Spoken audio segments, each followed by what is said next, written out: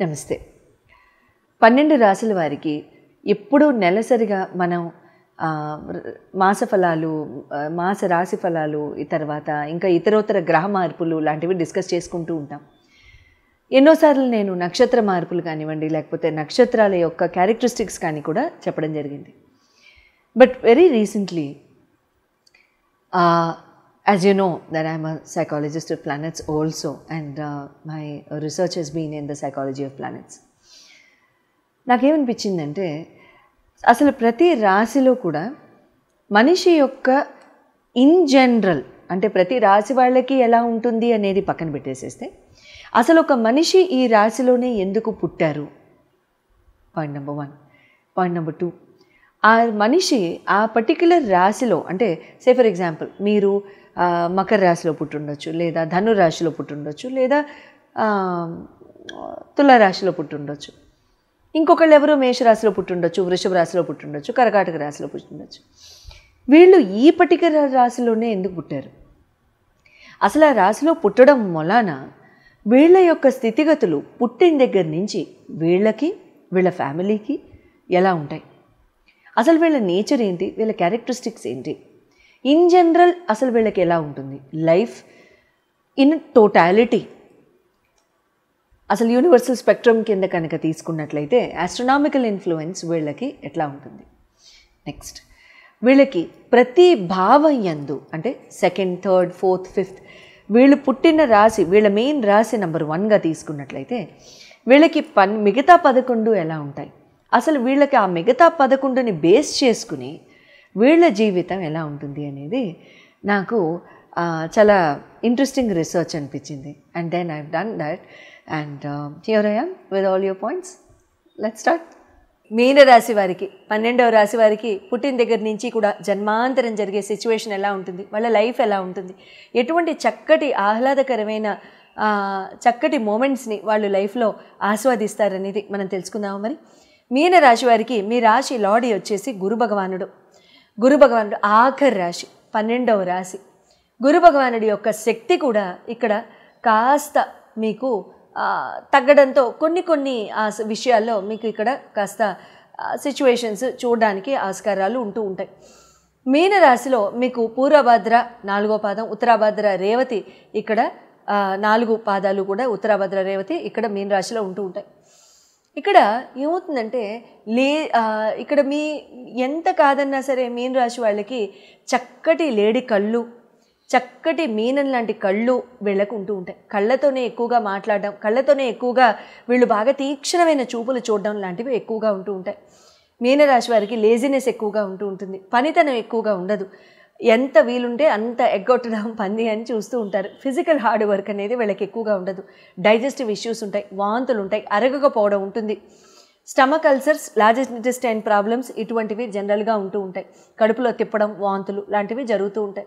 Gastric issues because of indigestion లాంటివి కూడా ఎక్కువగా ఉంటూ ఉంటాయి. విద్యాబుద్ధులు బాగా అబ్బుతాయి, చక్కగా చదువుకుంటారు, ఎంతో పెద్ద చదువులు చదువుతారు, ఒక చదువు తర్వాత ఇంకో చదువు అట్లా వెళ్తూ ఉంటారు.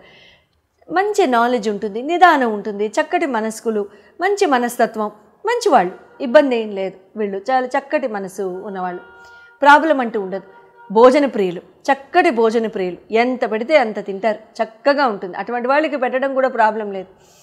తర్వాత వీళ్ళు పుట్టంగానే చుట్టూతా ఉన్న వాళ్ళకి చాలా ఆహ్లాదకరమైన మనస్తత్వంతో వీళ్ళు చాలా చక్కగా అక్కును చేర్చుకుంటారు. కళ్ళు చాలా ప్రియంగా ఉంటాయి, వీళ్ళకి ముద్దుగా ఉంటారు, బుగ్గలు బూర్లలా ఉంటారు, చక్కగా కొబ్బరి బొండాల్లా ఉంటారు, రౌండ్ ముఖాలు ఉంటాయి వీళ్ళకి.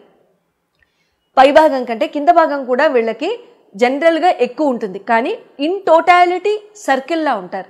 పైన నుంచి కింద వరకు ఒక సర్కిల్ గీసేస్తే భుజాల దగ్గర నుంచి పాదాల వరకు ఒక సర్కిల్ గీసేసేయచ్చు. అందరికీ గీయచ్చు కదా అంటారేమో, గీయచ్చు, కానీ అందరికీ పైన కాస్త సన్న సర్కిలు, కింద కాస్త లావు సర్కిలు అలాంటివి ఉంటాయి, వీళ్ళకి ఈక్వల్గా ఉంటుంది. సో కాబట్టి అటువంటి ఆ శరీర ఆకృతితో ఉంటూ ఉంటారనమాట. తర్వాత వీళ్ళకి 2వ స్థానం కనుక చూసుకున్నట్లయితే మేషం అవుతుంది. వీళ్ళకి మేషంతో ఇక్కడ కుజభగవానుడి యొక్క అండాదండ కూడా చాలా బాగుంటాయి, మొండి ధైర్యం ఉంటుంది, కాస్త మొండిగా ఉంటారు, స్టబర్న్గా ఉంటారు, మాట తీరు గట్టిగా ఉంటుంది, కొంతమందికి వీళ్ళకి గట్టిగా అరుస్తారు, పోట్లాడతారు, తర్వాత వాళ్ళ పాయింట్ వాళ్ళు ఎక్స్ప్రెస్ చేయడానికి 2 నిమిషాలు ఆలోచించరు, గట్టి గొంతు వేసుకుని అరుస్తూ ఉంటారనమాట వీళ్ళు. తర్వాత వీళ్ళకి కనుక మేషంలో ఉన్న వాళ్ళు ఎవరికన్నా కనుక వీళ్ళకి సిబ్లింగ్స్ కానీ మదర్ కానీ కుజ భగవానుడి రాశికి చెందిన మదర్ కానీ సిబ్లింగ్ కానీ లైఫ్ పార్ట్నర్ కానీ వచ్చినట్లయితే చాలా చాలా బాగుంటుంది, వీళ్ళకి శుభంగా ఉంటుంది.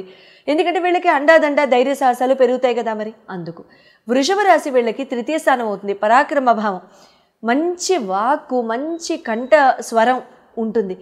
సింగర్స్ ఉంటారు వీళ్ళు ఎక్కువగా. మీలో ఎంతమంది మీనానికి చెందిన వాళ్ళు సింగర్స్ ఉన్నారో చకచకా రాసేసేయండి కమెంట్స్లో. అయితే classical music, art, dancing, drawing, musical painting, canvas painting, ఇంకా name it and have it under the sun, అన్ని లలిత కళలు వీళ్ళకు ఉంటాయి. 64 కళలకి వీళ్ళే పెట్టింది పేరు అన్నట్టుగా ఉంటూ ఉంటారు. తర్వాత 4వ స్థానంలో అంటే వీళ్ళకి సిబ్లింగ్స్ ఉంటే ఆ సిబ్లింగ్స్ కూడా చాలా అందంగా ఉంటారు. శుక్రుడు గనక వాళ్ళ సిబ్లింగ్స్ ప్లేస్లో అందంగా ఉంటే ప్రొవైడెడ్. 4వ స్థానాన్ని కనుక చూసుకున్నట్టయితే మిథునం అవుతుంది వీళ్ళకి.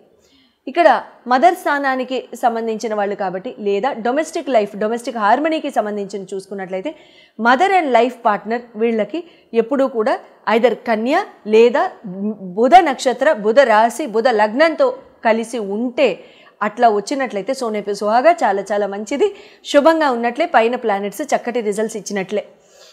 లేకపోతే మాత్రం చక్కగా అనుగుణమైన కంపాటబుల్ రాశులు, కంపాటబుల్ నక్షత్రాలు, కంపాటబుల్ లగ్నాలు అయి ఉండాలి. ల్యాండ్స్, ఓపెన్ ప్లాట్స్ ఈక్వల్గా ఉంటూ ఉంటాయి వీళ్ళకి, ఇళ్లతో సహా. మంచి ఆలోచన శక్తి ఉంటుంది, ఇంటలెక్చువల్ డెసిషన్స్ ఉంటాయి. ప్రతి ఆలోచన, ప్రతి మాట తీరు, ప్రతి మాట ఆలోచన డిసైసివ్గా, చాలా థింకింగ్ కెపాసిటీ కూడా చాలా స్ట్రాంగ్గా చక్కగా మదర్తో డిస్కస్ చేసి ఏ నిర్ణయం అయినా సరే చక్కగా తీసుకోవడానికి మంచి ఆస్కారం అనేది ఉంటూ ఉంటుందన్నమాట. తర్వాత 5వ స్థానాన్ని కనుక చూసుకున్నట్లయితే కర్కాటక రాశికి చెందిన వాళ్ళు ఉంటూ ఉంటారనమాట. అయితే ఈ కర్కాటకం వీళ్ళకి 5వ స్థానం అవుతుంది కాబట్టి క్లౌడీగా ఉంటుంది వీళ్ళ ఆలోచన విధానం. మూడీగా, క్లౌడీగా, గ్లూమీగా, ఏమీ ఆలోచించకుండా శూన్యంలోకి చూస్తూ, ఒక్కొక్కసారి శూన్యంలోకి చూస్తూ ఏమైనా ఆలోచిస్తున్నారంటే ఏమీ ఉండదు అక్కడ. చంద్రభగవానుడి యొక్క రాశి, ఆయన ఫ్లక్చుయేషన్స్ వీళ్ళ మాట తీరులో కానీ వీళ్ళ ఆలోచన విధానంలో కానీ కనపడుతూ ఉంటాయి. నవ్వక్కర్లేదు అనిపిస్తే అసలు వీళ్ళు మీరు ఏది వేసేసినా వాళ్ళ మీద బకెట్ నీళ్లు గుమ్మరించినా వీళ్ళు నవ్వరు. అంత మూడిగా, అంత గ్లూమీ పర్సనాలిటీస్ ఉంటారు వీళ్ళు. అంటే ఎక్కడ వేసిన గొంగడ అక్కడే అన్నట్టుగా, ఆ సామెత వీళ్ళకే అంకితం అన్నట్టుగా వీళ్ళకి ఇంకా చెక్కించేయచ్చు అనమాట ఏదైనా సరే. అటువంటి వాటిల మీద వీళ్ళకి ఉంటూ ఉంటుంది. అట్ ద సేమ్ టైం వీళ్ళకి ఇక్కడ ఇమోషనల్గా ఉంటూ ఉంటారు. ఏడిస్తే గట్టిగా ఏడవడం కానివ్వండి, లోపల బాధపడడం కానివ్వండి, ఇలాంటివి జరుగుతూ ఉంటాయి. 6వ స్థానాల్లో కనుక మీరు చూసుకున్నట్లయితే ఇక్కడ మీకు మేషం అవుతుంది, సింహం అవుతుంది. 6వ స్థానం మీకు సింహం అవుతుంది కాబట్టి ఇక్కడ ఏమవుతుందంటే మీకు శత్రు, రోగ, రుణ బాధలు ఎటువంటివి కూడా ఇక్కడ మీకు 6వ స్థానంతో మీకు ఇక్కడ కుజ భగవానుడి యొక్క రాశి వాళ్ళు కానీ, లగ్న రాశి వాళ్ళు కానివ్వండి, ఇలాంటివి జరుగుతూ ఉంటాయి.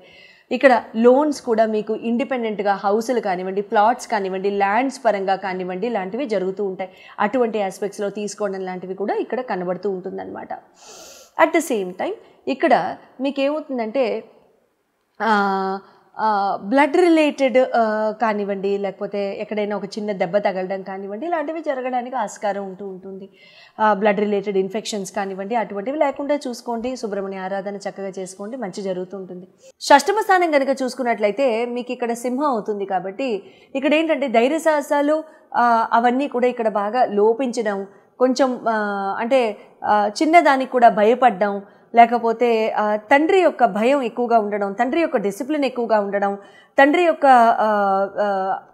అంటే అండాదండ ఇక్కడ తండ్రితో ఎప్పుడైనా సరే ఒక ఫాలోఅవుట్ ఏర్పడడం కానివ్వండి, తగాదా ఏర్పడడం కానీ, దూరం పెరగడం కానివ్వండి ఖచ్చితంగా జరుగుతూ ఉంటుంది వీళ్ళకి.